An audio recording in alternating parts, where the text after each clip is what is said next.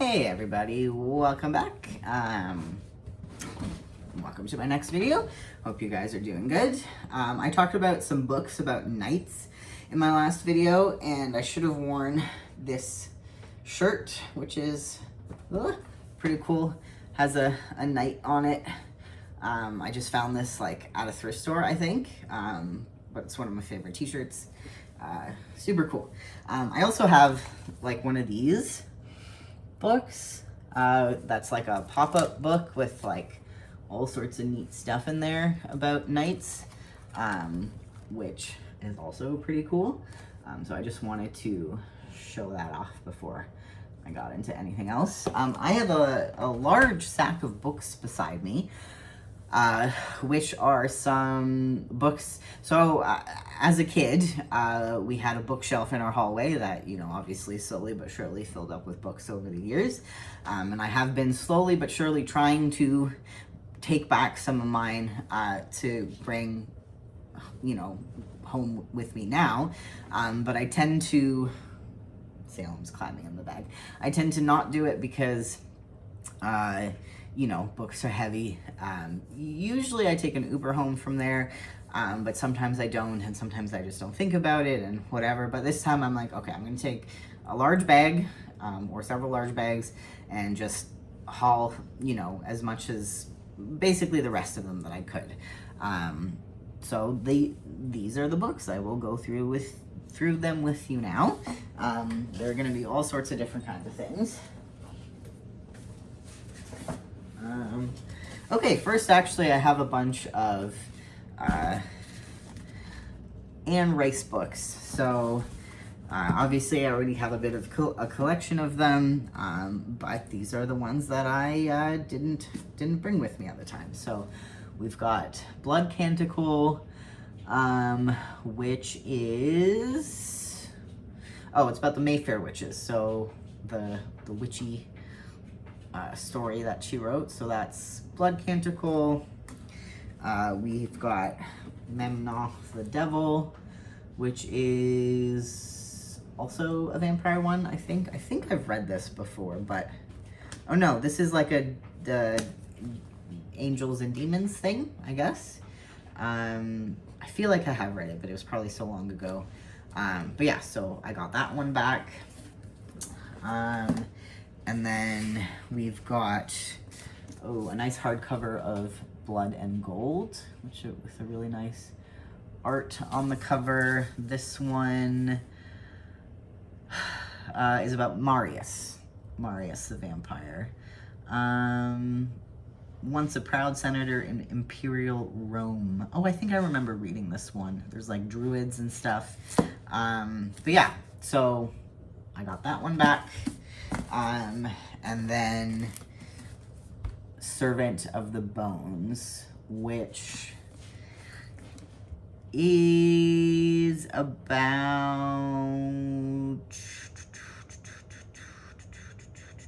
a ghost, a demon, an angel. He hails originally from Babylon.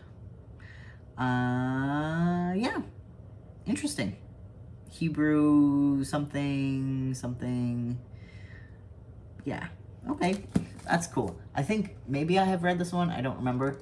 The cover is cool. It's like, I don't know if it would be ancient Egypt or something, but it's got like a raised thing of that.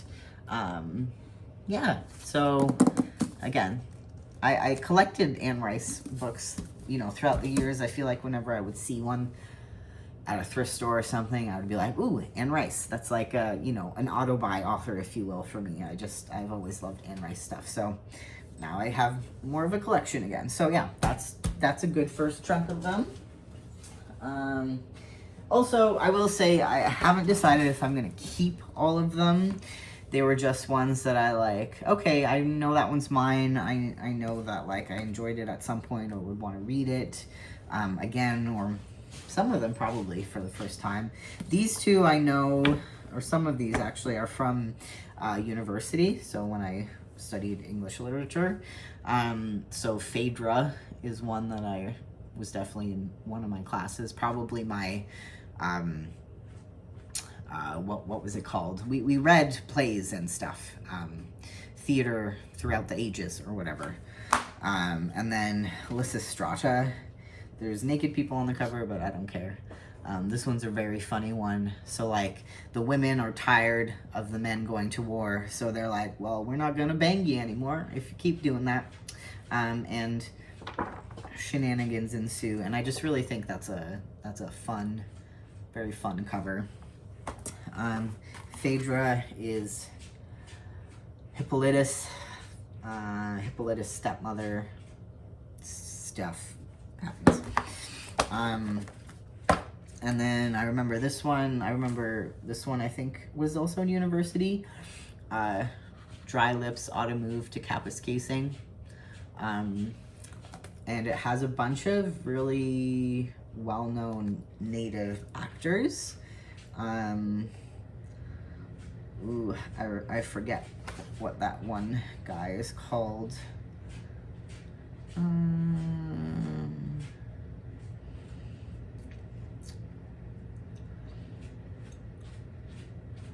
Graham Greene. I think it's Graham Greene is the one that's like really famous. But yeah, so a story on an Indian reserve. It's in the same universe as the one called the Rez Sisters. Hockey, tragedy, comedy. Yeah. Thompson Highway is a very popular Canadian playwright. So yeah, I got that one too. I remember that one being really interesting. This is a book I think I read once, definitely because the cover intrigued me and the story is also very weird. So Robert Rankin, I think, is a pretty famous author. I don't remember what else he's written. Oh, he's written a bunch. But I don't know. The Hollow Chocolate Bunnies of the Apocalypse. So I feel like he just writes kind of weird stuff. But it's, he ends up having to run around with some guy named Perfect Master, Cosmic Dick, and stealth-styled Logos of the Eon, Hugo Ruin. He has to solve 12 cases or conundrums based on the Brightonomicon, the new zodiac signs formed by the alignment of Brighton streets and discovered by Rune. So yeah, it's kind of, it probably is a little bit like, oh my god, what's the book?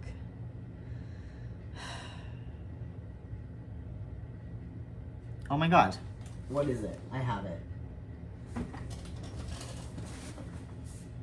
Hitchhiker's Guide to the Galaxy. I feel like it's got that like weird, zany British humor thing going on. So yeah, I remember liking it when I read it. I don't really remember what happens. It's a pretty thick one too. And I figured, you know, I'll give it another go, and if I want to pass it on, I will. But yeah, so that's another one that I got from home. This one, again, was probably something I read in university, The Art of Fiction. I probably didn't actually read through it, but I probably should as a writer. So, you know, I will add it to the collection of nonfiction books about writing that I am not good at reading, but I would like to. I actually did start reading one that a coworker of mine lent me, which of course I don't have here, but it's like talking about character, like building good characters and good heroes. And I did start reading that the other day while I was traveling, and I really like it. So again, obviously it's something I should do more of, but I grabbed that one too.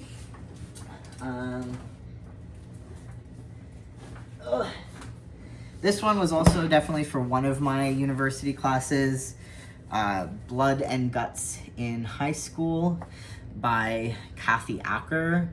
It is weird and inappropriate, and it talks about lots of sex and abuse and drugs probably, and stuff like that.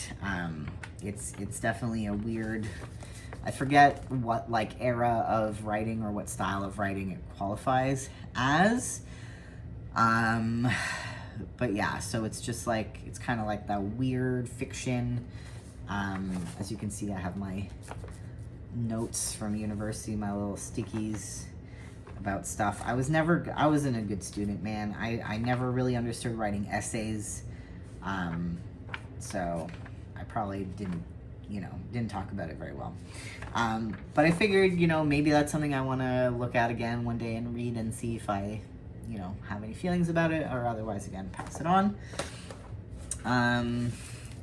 I realized I bought a copy of the Bible one time, King James Version, which I don't actually like that copy because it's, a very, translation, but I figure, I don't know, I have it, and it's like it's fake leather, but it's like leather bound, and it's got like gold edges and stuff, and I figure, well, nobody else probably wants this, so if anything, I could like highlight stuff. I don't know. Anyway, I got that. It's dusty as shit. This is a book, so I remember in high school they were doing a library sale, and I got like a bunch of books for like whatever many cents, and I remember this was one of them. And it's a very popular series. I just like never really knew about it, and I remember like not getting very far into this. But it is All the Weirs of Pern by Anne McCaffrey. So it's like the Dragons of Pern series, I guess, is what it is. And what I didn't realize about it at the time is it's like sci-fi fantasy, which is kind of cool actually. But yeah, I just never got into it at the time. It even has like the old library card thing in there, which, as you can see, like one person took that book out, so that's probably why they were getting rid of it. And it also has, I really love the plastic wrap on books. I don't know why, I just think that makes it kind of cool. But yeah, I remember being interested enough to grab it, and it's probably worth reading it. I don't know where this one belongs in the series. Absolutely no idea. And the author respectfully suggests that books in the Pern series be read in the order in which they were published. Yeah, so I'm probably not reading it in order at all. This seems like one of the last ones. So I probably wouldn't understand it anyway. I don't know. We'll see what I decide to do with it. But yeah, that was one of them.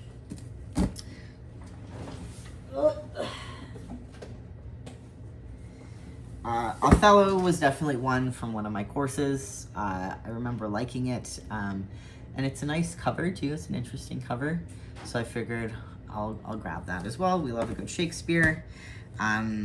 Robertson Davies, The Rebel Angels. The cover is really cool. Robertson Davies is like a really well-known, popular, older Canadian author. And the story, again, like, it sounds interesting. The back cover says, gypsies, defrocked monks, mad professors, and wealthy eccentrics, a remarkable cast peoples Robertson Davies' brilliant spectacle of theft, perjury, murder, scholarship, and love at a modern university.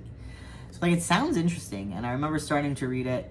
I wasn't really, like, I didn't get very far again, but I'm willing to, like, try it again at some point, so I figure might as well take this one too. I don't think anybody else is gonna read it at my parents' place. Ooh, these three, hold on. These three are like,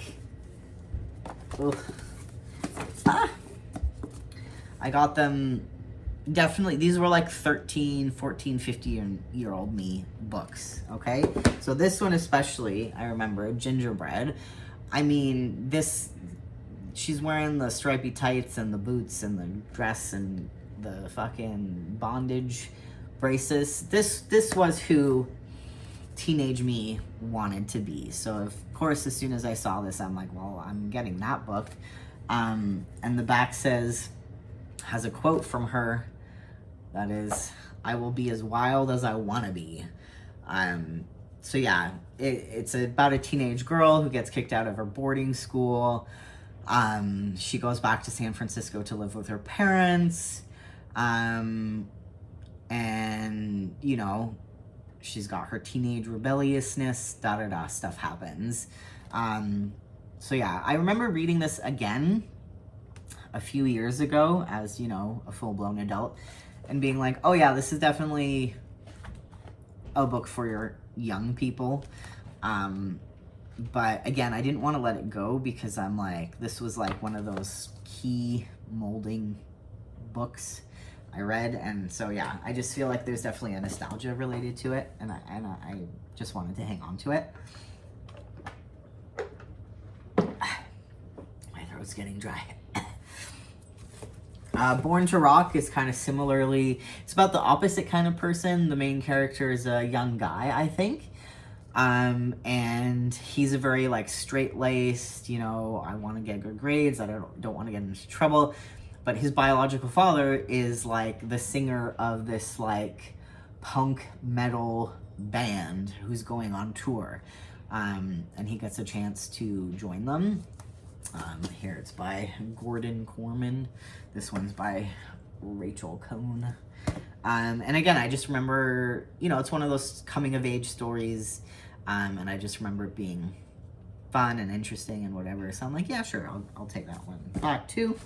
And then Thirsty, this was like a vampire book. So the main character is a guy. He just wants to be a normal guy. And he somehow ends up getting turned into a vampire. And that's all I really remember. That's all it says on the back. I think it was good. I remember enjoying it.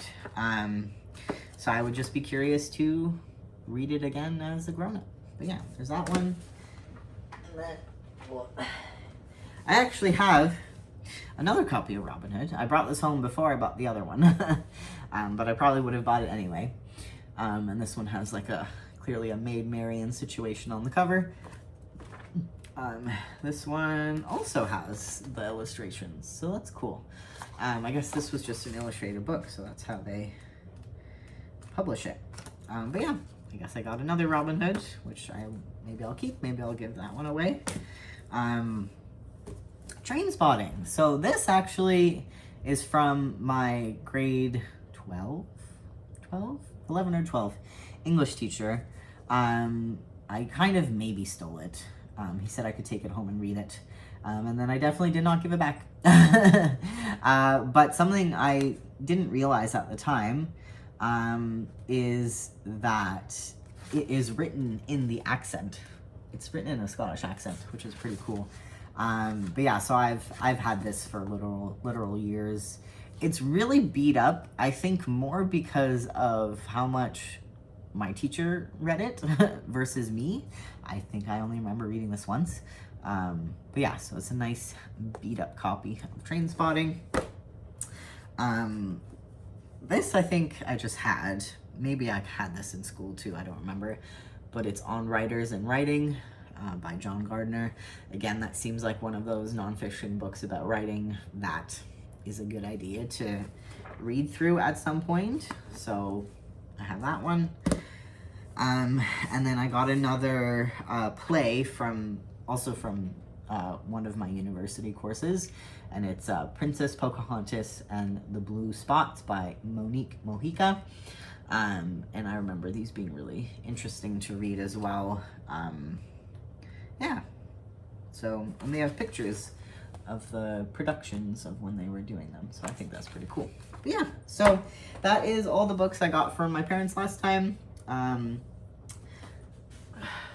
will have to figure out places to add them on my bookshelf now. Too many books, too little space. What can you do? But yeah, so that'll be a project for a different day. I'm not going to worry about that today. But yeah, so that's kind of all the books I've gotten recently, which is a lot, I know. Maybe I need to stop, but we all know I probably won't. What stuff have you gotten recently? Are there any books from your childhood that you know, just can't seem to let yourself let go of? Are there any you wish you could get again, would love to reread? Have you read some recently and were like, not for me anymore? Yeah, talk to me in the comments. I feel like that's always fun. You can find me on Instagram and stuff too. I'm never on TikTok, though part of me is like, I probably should be because people do that. But anyway, that's it for today. Thank you so much for watching. I really appreciate you spending time with me. I really do hope to be better again, be more regular with this stuff. But it is hard for me, so I do my best and I post when I can, and I just really appreciate if you've taken the time to hang out with me. Have a good one. Bye.